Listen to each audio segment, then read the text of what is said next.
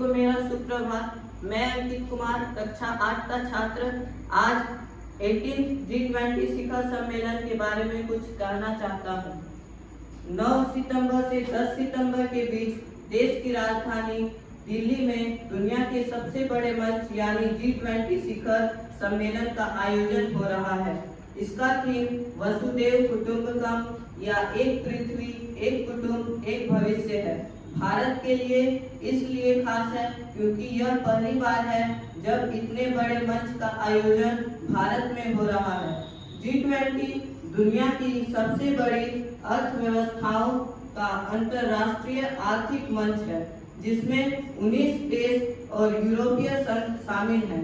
वो देश हैं France, Mexico, United Kingdom, Indonesia, Saudi Arabia, USA, South Korea, तुर्की, China, Russia, European Union, India, Argentina, Brazil, South Africa, Italy, Germany, Japan, Canada, Australia. G20 सदस्य वैश्विक सकल घरेलू उत्पाद का लगभग 85%, वैश्विक व्यापार का 75% से अधिक और विश्व जनसंख्या का लगभग 2/3 प्रतिनिधित्व करते हैं। इस बार G20 की अध्यक्षता भारत के पास है। इसके पहले अध्यक्षता इंडोनेशिया के पास थी। अगले साल इसकी अध्यक्षता ब्राजील के पास जाएगी। G20 का निर्माण 1999 में एशियाई आर्थिक संकट के बाद की गई थी। इसमें विकसित और विकासशील दोनों ही प्रकार के देश शामिल हैं। उस समय सदस्य देशों के गवर्नरों और वित्त मंत्रियों की बैठक हुआ करती थी, लेकिन 2008 के आर्थिक मंदी के बाद इस बैठक में सदस्य देशों के राष्ट्राध्यक्ष इस सम्मेलन में शामिल होने लगे। G20 का शुरुआती फोकस माइक्रो इकोनॉमिक्स मुद्दों पर था, परंतु अब इसका फोकस व्यापार, जलवायु परिवर्तन, सतत विकास, स्वास्थ्य, कृषि, ऊर्जा, पर्यावरण संतुलन, भ्रष्टाचार, आतंकवाद जैसे मुद्दों पर हो गया है। G20 को मुख्यतः 2 ट्रैक में डिवाइड किया गया है, फाइनेंस ट्रैक और शेरपा ट्रैक। फाइनेंस ट्रैक, इसमें सदस्य देशों के गवर्नर और वित्त मंत्रियों की बैठक आर्थिक मुद्दों पर होती है। शेरपा ट्रैक, इसमें राजनीतिक चुनाव, भ्रष्टाचार, विकास जैसे व्यापक मुद्दों पर फोकस किया जाता है। भारत इस शिखर सम्मेलन का आयोजन कर रहा है। भारत ने इसके सदस्य देशों के अलावा 9 अन्य देशों को आमंत्रित किया है। वो देश हैं बांग्लादेश, मिस्र, Mauritius, Netherlands, Nigeria, Oman, Singapore, Spain और UAE।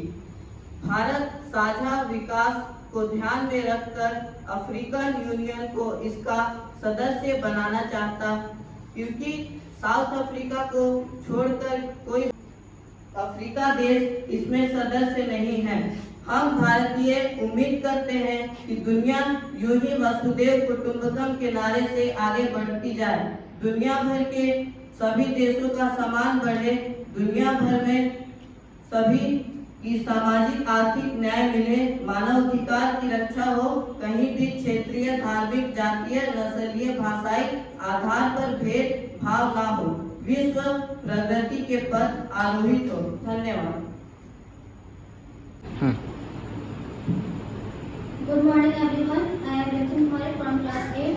I am going to talk about 18 G20.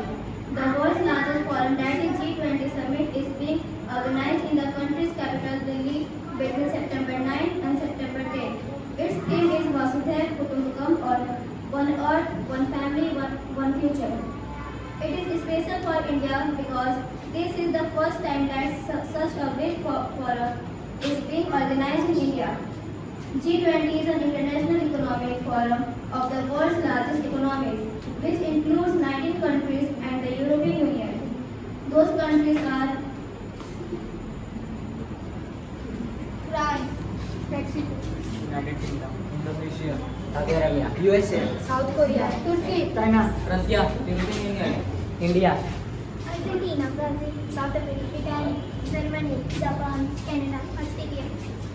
G20 G20 members represent approximately 85% of global GDP, more than 75% of global trade, and nearly two-thirds of the world population. This time the chairmanship of G20 is with India.